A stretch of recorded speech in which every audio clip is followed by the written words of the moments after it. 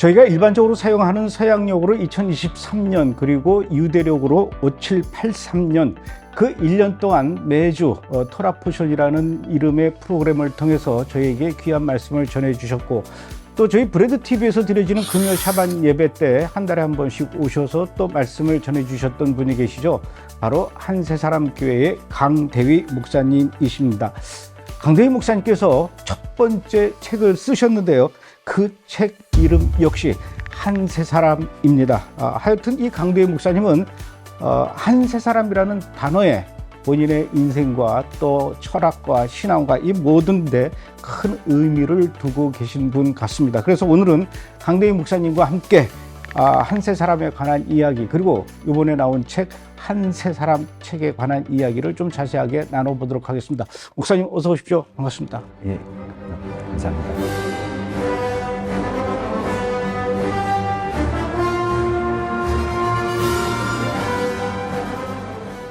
우선 축하드립니다. 책이 나왔어요. 예, 책이 나왔습니다. 아니 바쁘실 텐데 언제 또 이렇게 책을 쓰셨습니까?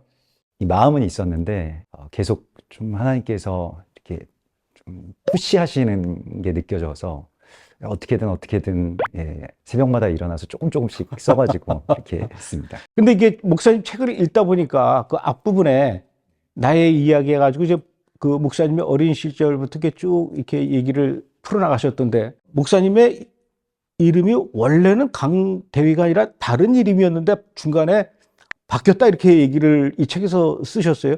원래 이름은 뭐였고 왜 이름이 강대위로 바뀐 겁니까?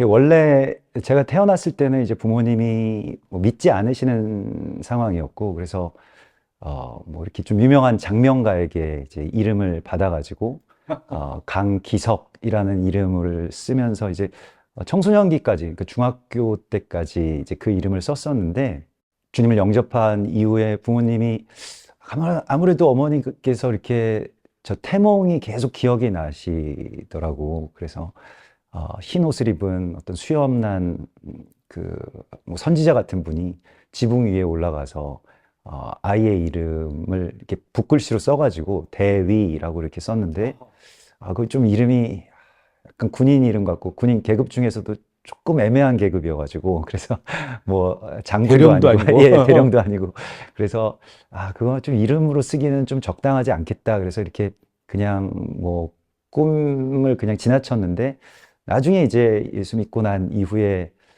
교회에서 이렇게 같은 이름이신 장로님을 한번 뵌 겁니다. 근데 그분에게 꿈 이야기를 했더니 이게 대위가 그냥 군인 이름이 아니라 다윗이라고, 예전에는 이제 한자들이 다 있었기 때문에 뭐 사무엘은 뭐 삼열이, 다니엘은 단열이, 뭐 이런 식으로 이제 한자식 그런 그 표기를 가진 이름들을 썼는데, 다윗이라는 뜻이니까 그거 꼭 기억했으면 좋겠다, 이렇게 그 장로님께서 말씀하셔서 이제 이름을 그때 바꾸는 절차를 이렇게 진행해 가지고 뭐 법적으로도 이름을 이제 대위라고 이렇게 바꾸게 됐습니다. 예. 그런데 이제 제가 궁금한 거는 그 이스라엘이에요. 이스라엘인데 어머니 아버지가 이제 먼저 믿음을 가지시긴 했지만, 어머니 아버지로부터, 그러니까 어머니 아버지가 먼저 신앙생활하면서 이스라엘을 알고 그 이스라엘에 대한 거를 목사님께서 이어받게 되신 건지, 아니면 목사님이 먼저 이스라엘을 알게 된 건지, 어떤 경우입니까? 신앙에 대해서는 하나님 부모님을 통해서 저에게 주셨다면, 이스라엘은 제가 먼저 열리고 또 부모님이 이제 따라오시게 되는 그런 순서였던 것 같습니다. 목사님 그러면 어떻게 하다가 이스라엘을 이렇게 알게 되고 품게 되셨습니까? 저는 2007년경에 이제 우리가 부흥에 대해서 그때가 아마 어게인 1907 뭐 그러지 않습니까? 예, 맞습니다. 2007년 얘기하시니까. 네네, 2007년 어게인 1907 때 굉장히 기도를 많이 하고 하나님 정말 부흥을 주실 거라는 믿음을 가지고 이렇게 기다렸는데, 이제 그때 제가 생각했던 형태의 그런 부흥, 뭐 양적으로 막 팽창하고 막 사람들이 교회에 몰려들고 이런 것은 아니지만은 이스라엘이라고 하는 것을 이제 열어주셨습니다. 그래서 한국 교회에도 그때 뭐 그 영화 회복이 어간에 이제 개봉을 하고, 또 이스라엘에 관련된 뭐 책들도 막 이렇게 뭐 정식인지는 잘 모르겠습니다만은 막 이렇게 출판도 되고 뭐 그러면서 기도하시는 분들이 이스라엘 이런 이야기들을 하셔서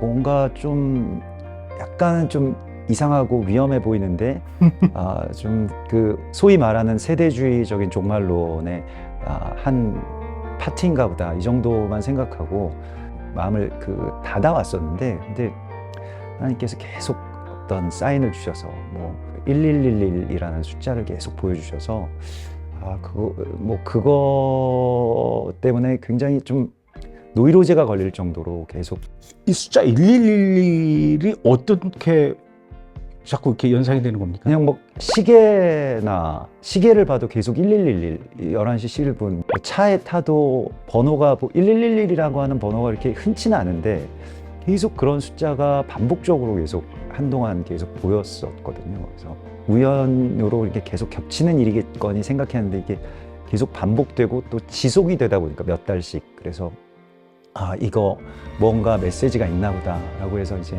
성경 전체를 다 찾아보기 시작한 거죠. 그리고 찾아보니까. 찾아보니까 뭐 특별히 와닿는 구절들은 없더라고요. 근데 그러니까 11장 11절 예, 11장 11절을 다 어허. 찾아보니까 뭐 후보에 이렇게 올렸던 구절들도 다 뭐 와닿지가 않고, 그런데 로마서까지 딱 가니까 이제 로마서 11장 11절이 딱 만나지게 되고, 이스라엘이 넘어지기까지 범죄하였느냐라고 하는 어떤 질문이 있는데, 예전 같았으면은 그냥 지나쳤을 말씀인데 이것도 아니구나 이렇게 지나쳤을 말씀인데, 그 당시 이스라엘에 대한 여러 가지의 어떤 하나님의 뭔가 이렇게 목마름 같은 것들이 계속 느껴졌기 때문에, 기도하고 그러면서 느껴졌기 때문에 거기서 멈춰서, 그럼 이스라엘이 넘어진 이유는 이방의 충만함으로 말미암아서 이스라엘이 시기나게 하려 함이다라고 하는 알 뜻도 하고 모를 뜻도 한 그런 말씀에 딱 멈춰 서게 된 거죠. 그래서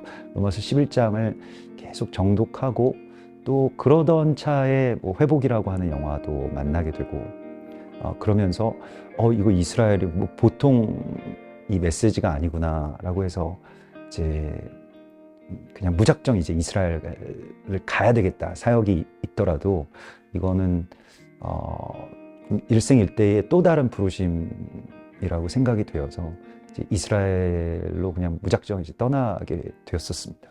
근데 목사님이 공부하신 데가 소위 말해서 이제 우리나라에서는 정통 보수 장로교, 예. 저 광나루 장신이라고 네. 그러죠. 네네네. 그 학풍이, 신학적인 어떤 그 흐름이 이스라엘을 얘기하거나 숫자 1111을 이렇게 연상하게 하거나 그런 분위기는 아니지 않습니까? 혹시 그런 것 때문에 더 이렇게 뭐 망설이거나 뭐 그러지는 않으셨어요?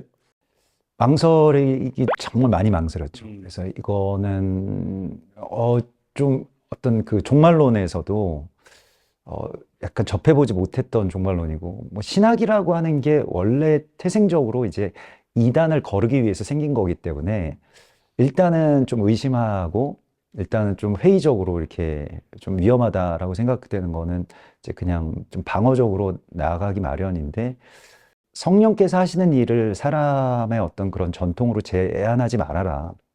장로들의 전통으로 말씀을 그냥 죽은 말씀으로 만들지 말라라고 하는 것이 또 있었기 때문에, 그래서 만약에 정말로 하나님께서 이것에 대한 부르심이 정말로 맞다면 여러 가지로 저한테 사인을 주실 거고, 또 아브라함도 뭐 갈 바를 알지 못하고 이제 약속의 땅을 향해서 갔다고 하는데, 일단 뭐 그때부터도 이제 순종이 먼저고, 그 다음에 하나님께서 증명해 주실 것이다, 이런 생각들, 그런 믿음으로 이제 소위 말하는 그런 모험을 한번 떠나야 되겠다는 그런 결단을 하게 됐습니다.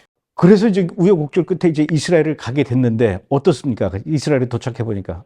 이스라엘 땅에 딱 비행기가 딱 착륙하자마자 그냥 바로 와닿는 게, 여기 정말 약속의 땅이구나. 정말로 성경의 책이 이렇게 확 열리고, 땅이랑 말씀이랑 또 사람인 저랑 이렇게 연결됐구나. 그 감동이 잊을 수가 없습니다. 그래서 뭔가 이렇게 펼쳐졌구나. 이 두루마리 책에 기록된 것이 바로 여기에 있습니다라고 하는 그 다윗의 정말로 그 고백이 그대로 저한테 다가오는 거예요. 그래서 다른 뭐 사인을 구할 것도 없이 그냥 이제 여기가 맞습니다. 제가 이렇게 탄식하면서 하나님께 그동안 뭔가 오랫동안 제가 무지함과 고집 때문에 또 뭐 사람들의 어떤 시선 때문에 아예 보지도 못했던, 느끼지도 못했던 것에 대해서 또 회개하면서 또 기뻐하면서 이렇게 그 땅을 다닐 수 있었습니다. 한세 사람이라는 그 단어에 이렇게 집중하게 된 것도 그러면 이스라엘을 다녀온 이후입니까? 예, 이스라엘 다녀와서 이제 하나님께서 뭐 제가 뭐 교회 사역을 하든 아니면 어떤 선교 단체를 들어가든 아니면 개인적으로 선교사로 이스라엘에 가든 뭐 여러 가지의 어떤 그런 그 가능성이 있고 하나님이 어떻게 인도해 주실지를 이렇게 구했는데 이제는 한국에도 한세 사람 교회가 이제 세워질 때가 됐다.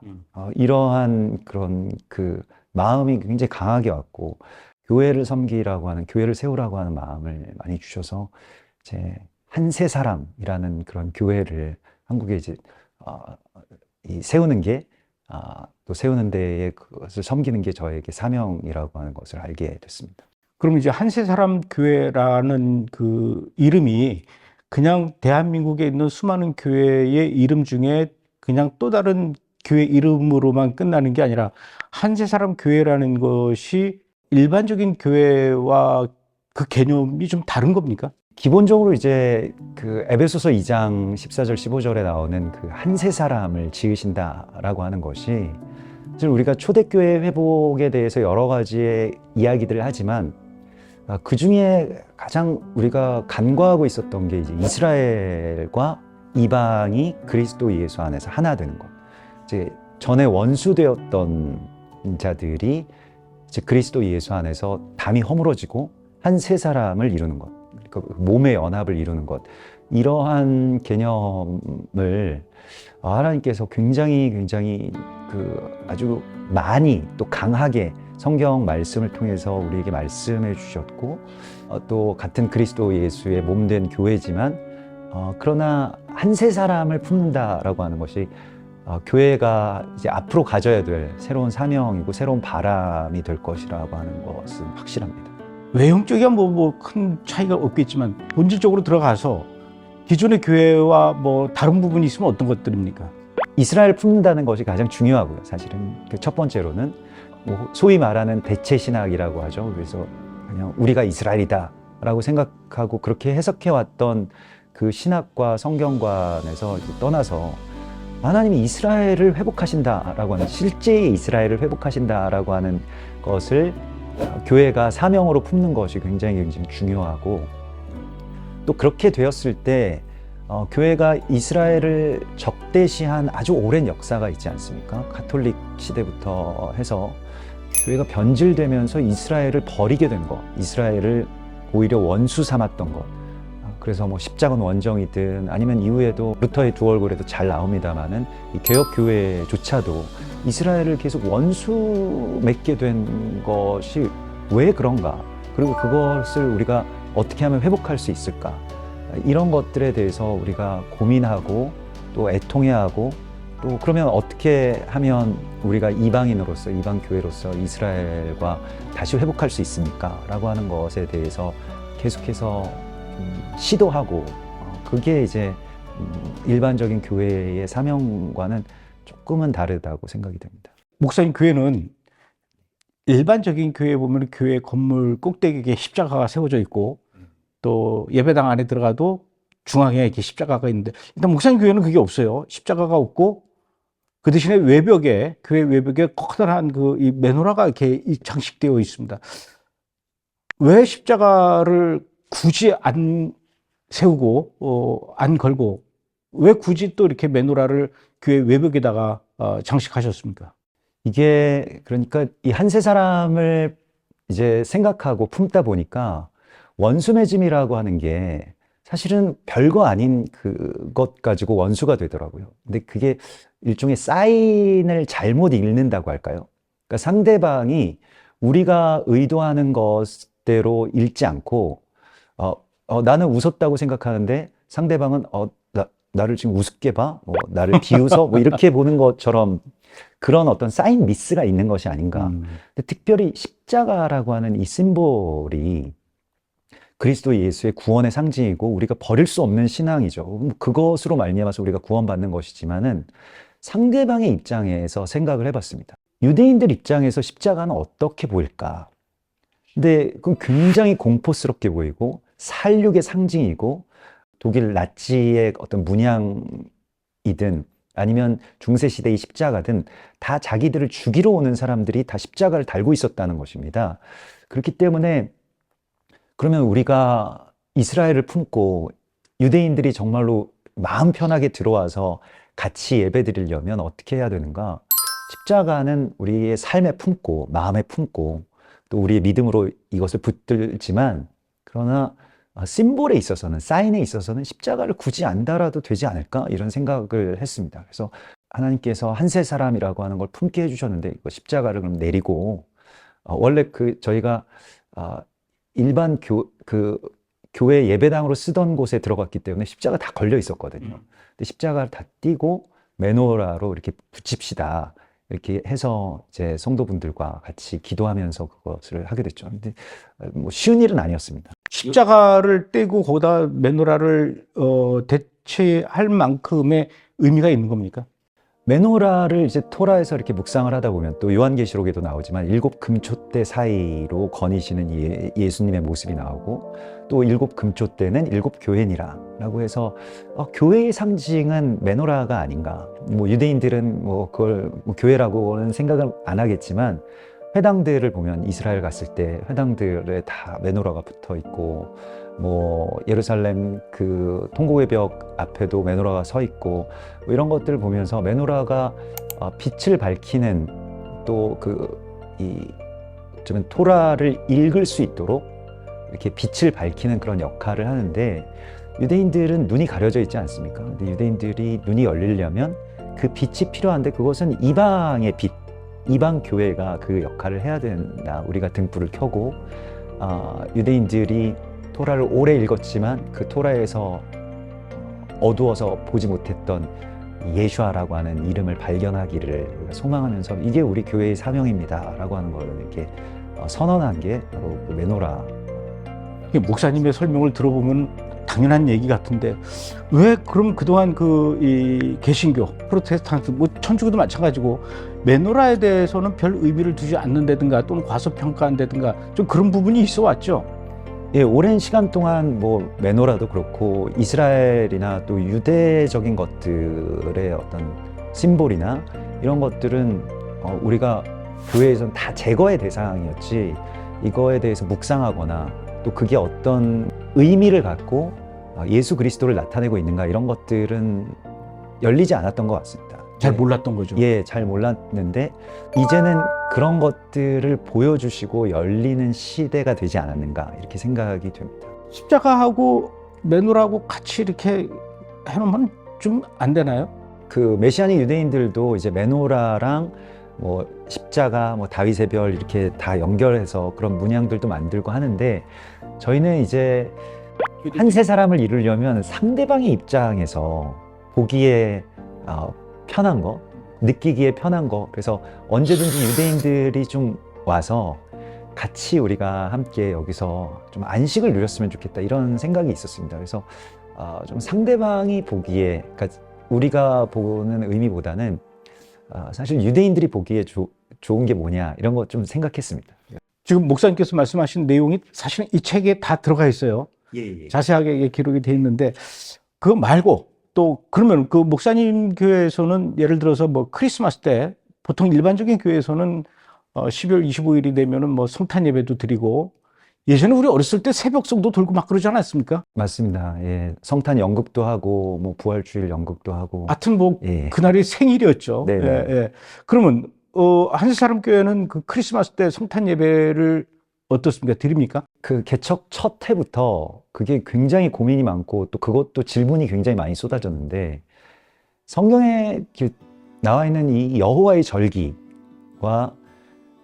우리가 그 이스라엘을 버리면서 또 절기를 버리면서 교회 전통으로 세워진 뭐 크리스마스라든지 뭐 부활주일이라든지 무슨 뭐 작게는 추수감사주일이라든지 뭐 이런 절기들 중에 어떤 걸 우리가 그러면 지켜야 되는가라고 하는 거에 대해서 굉장히 많이 질문이 있었습니다. 그래서 유대인들이 어떤 절기를 지키는지를 봤고요. 또 믿는 유대인들, 메시아닉 유대인들이 그럼 어떤 절기를 지키는가 했더니 크리스마스를 지키지는 않더라고요. 그래서 크리스마스에 대해서도 이렇게 연구해 보면 또 그 유래가 이제 뭐 미트라 그 태양신교에서 이 태양신을 그런 섬기는 그 탄생일을 이제 뭐 예수님 탄생일로 이렇게 둔갑시키는 것들이 예수님하고는 아무런 관련이 없죠. 아무런 관련이 없는데 둔갑시키고 그걸 예수님이 태어난 날이라고 이렇게 주장을 하는데 사실 굉장히 조작되고 왜곡되어 있는 거라고 하는 것. 또 뒤에는 많이 영적으로 어두운 음모들도 있지 않은가 이런 생각들을 하게 됐습니다. 그러면 그 좋은 이 성경에 나와 있는 이 우리의 절기도 아니고 여호와의 절기라고 표현되어 있는 이 절기들은 그럼 우리가 왜 안 지켜야 되는가? 그래서 이걸 우리가 그러면 우리 기독교인이니까 유대교적으로 막 유대교로 회귀하는 건 아니지만은 그 절기가 이 골로새서에서도 보면 그리스도의 그림자라고 되어 있거든요. 그래서 앞으로 오실 예수 그리스도 또 과거에 있었던 예수 그리스도의 이야기를 현재의 우리의 삶과 교회 가운데로 가져오는 어떤 굉장히 중요한 어떤 통로가 된다는 것을 알게 됐습니다. 그래서 이번에도 뭐 브레드 TV처럼 우리도 수콧 그 초막절에 마당에 초막도 짓고 거기서 예배도 드리고 유대인들이 그렇게 절기를 지켜왔는데 유대인들은 그게 그림자인데 그러면 몸인 그 본체인 예수와는 어떻게 이 절기들을 성취하셨는가 또 앞으로 이루실 것인가 이런 것들을 나누다 보니까 너무너무 재미가 있더라고요. 그러니까 이게 정말 살아있고 그리고 실제로 하나님이 기뻐하시는 것이 막 느껴지고 또 그런 가운데서 아직도 우리 교회 성도분들도 뭐 다 이스라엘 품으신 분들만 모이는 게 아니기 때문에 일반적으로 교회 다니시다가 좋은 교회인 것 같아서 왔다 이런 분들은 근데 아직 절기 잘 모르겠다. 절기 우리가 지켜야 되는지 모르겠다. 아직도 뭐 올해도 어김없이 그러한 질문들을 우리가 같이 하고 같이 더불어서 이제 절기에 대해서 나누면서 절기는 사실 우리가 지키는 게 아니라 누리는 겁니다. 이런 말씀을 드렸습니다. 그래서 절기를 유대인들처럼 지키는 것은 우리의 사명은 아니라고 생각되고요. 절기를 안 지켜도 우리는 다 구원 받았죠. 그렇지만은 이제 절기로 들어가면서 절기에 유대인들이 이때까지 고맙게도 정말로 오랜 시간 동안 몇천 년 동안 지켜주었던 그 절기를 우리가 이제 누릴 수가 있는 거예요. 그래서 절기에 유대인들이 이렇게 지켰는데 이거 예수님께서 어떻게 이루셨어요? 라고 하는 것을 나누기 시작하면 너무 무궁무진한 그 입체적인 그러한 예수 그리스도의 살아계심 또 다시 오심이 현재 삶과 연결되는 걸 많이 느낍니다.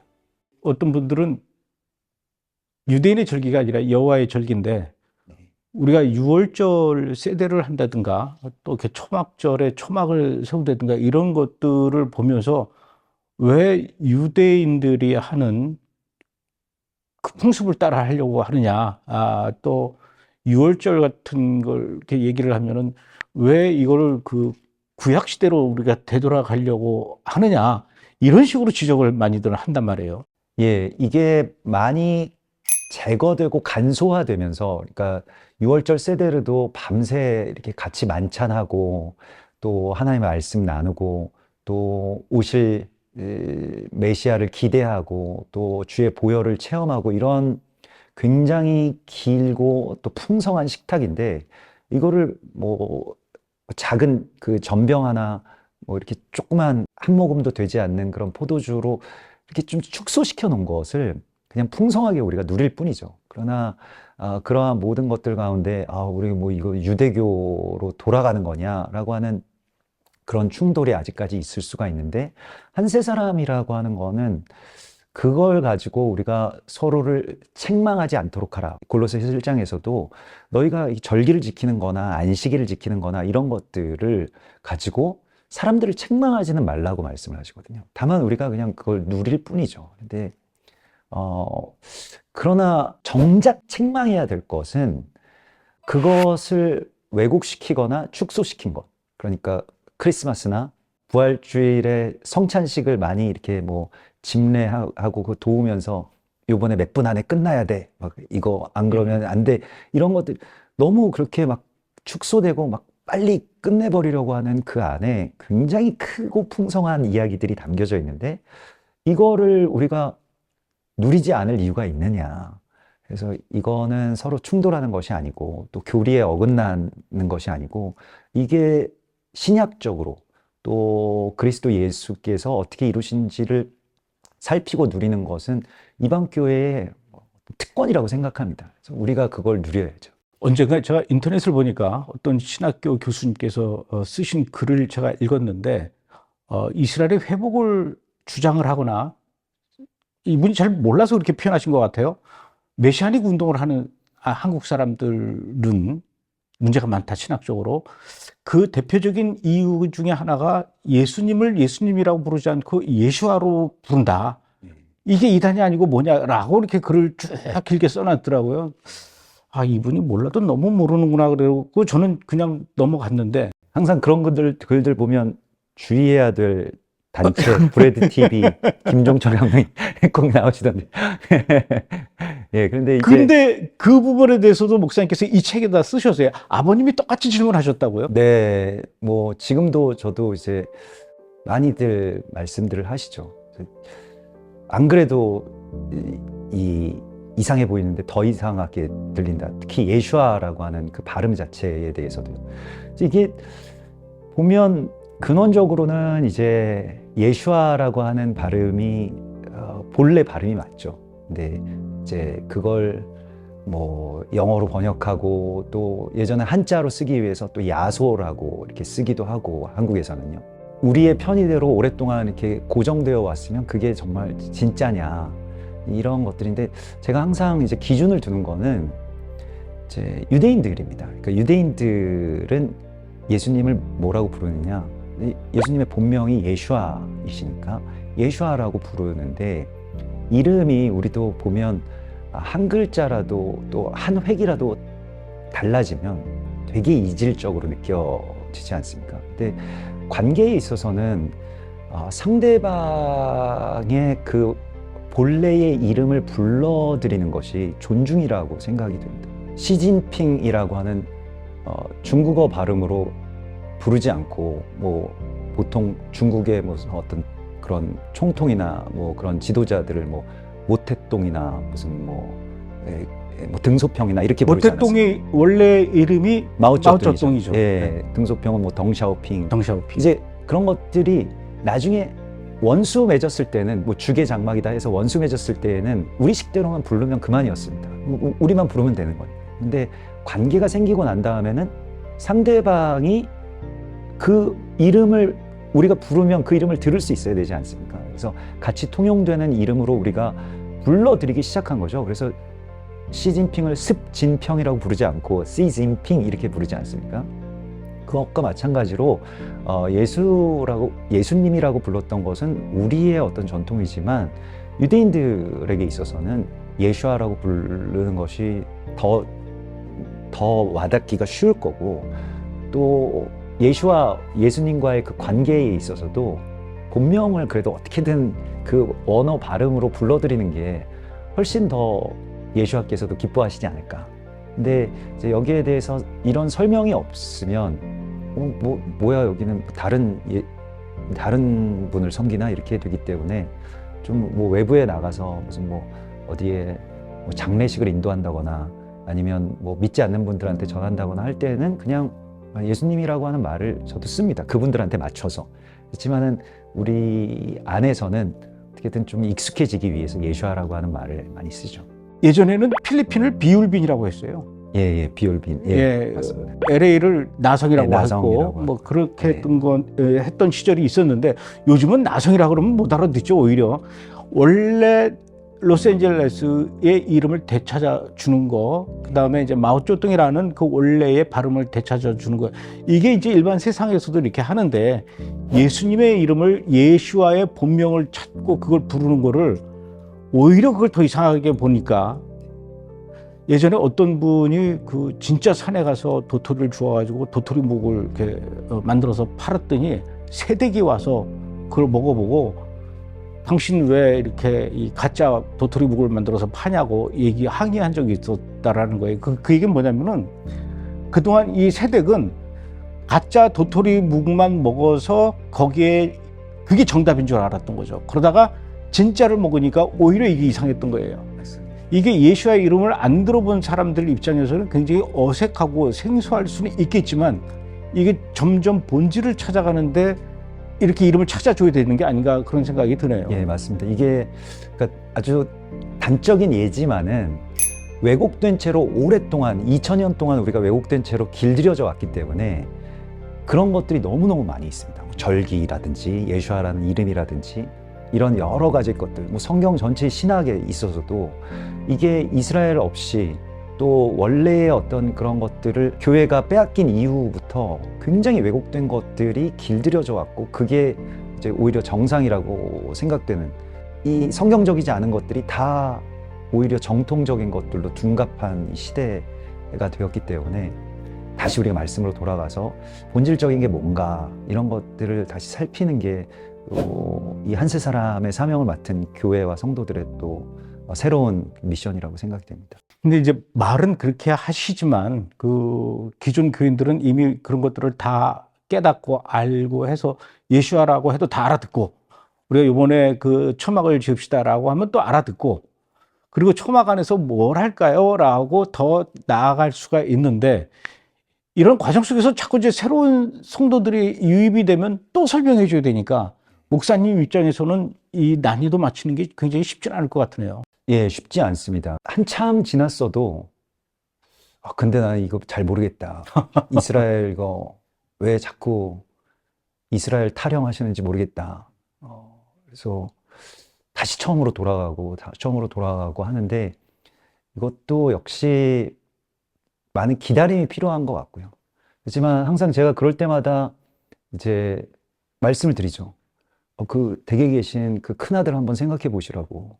걔 맨날 말썽 부리고 막 팔에 막 문신하고 막 하고 다니는데 걔 그래도 내 아들이고 내 새끼니까 그래도 품어주지 않느냐, 기다리지 않느냐, 언젠가 변화될 것 때문에 우리 같이 기도하고 있지 않느냐. 근데 이스라엘도 역시 마찬가지고 또 교회도 역시 마찬가지고 양쪽에서 우리가 다 기다리고 또 회복해야 될 일들이 있는데 조금씩 그렇게 좀 기대를 가지고 좀 인내하면서 함께 좀 나아가 봅시다. 이거 좀 오랫동안, 정말 오랫동안 왜곡되어 온 거를 다시 편다는 게요. 사실은 그 단번에 이렇게 되지는 않는 것 같습니다. 그만큼의 어떤 시간이 또 필요하지 않을까 이런 생각들이 들 정도로. 그렇지만 하나님은 굉장히 빠르게 역사하고 계신 거죠. 이스라엘을 품고 또 이스라엘을 해야 하는 그 이유를 알고 또 그것을 목회에 접목시키면서 계속 그 목회를 해 나가시는 그 목사님 입장에서 겪게 되는 어떤 기쁨과 보람과 또 뭐 작은 뭐 애환도 있을 수 있고 고민도 있을 수 있고 어쨌든 그런 내용들이 이 책에 다 들어가 있는 것 같아요. 예. 이게 유익하고 재미있고 흥미있는 그 다 갖춘 책이라고 저는 그래서 아주 이 한국 기독교 이 출판 역사상 이렇게 이스라엘과 관련된 이야기를 진솔하고 아주 본인의 얘기를 계속 해 나가면서 목회적 관점에서 이렇게 이야기를 해 나가시는 게 저는 아주 굉장히 흥미진진하게 잘 읽었습니다. 예, 이게 제가 항상 롤 모델로 김종철 감독님 이렇게 아이고, 저서들을 무슨 예, 말씀을. 항상 쉽고 잘 읽혀지는 책이 좋은 책이다. 저는 그렇게 생각하고 저도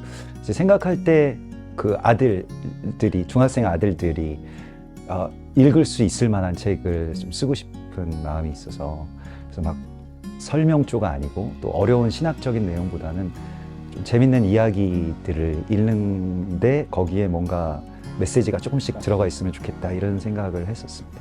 제가 예전에 SBS에서 일을 했지 않습니까?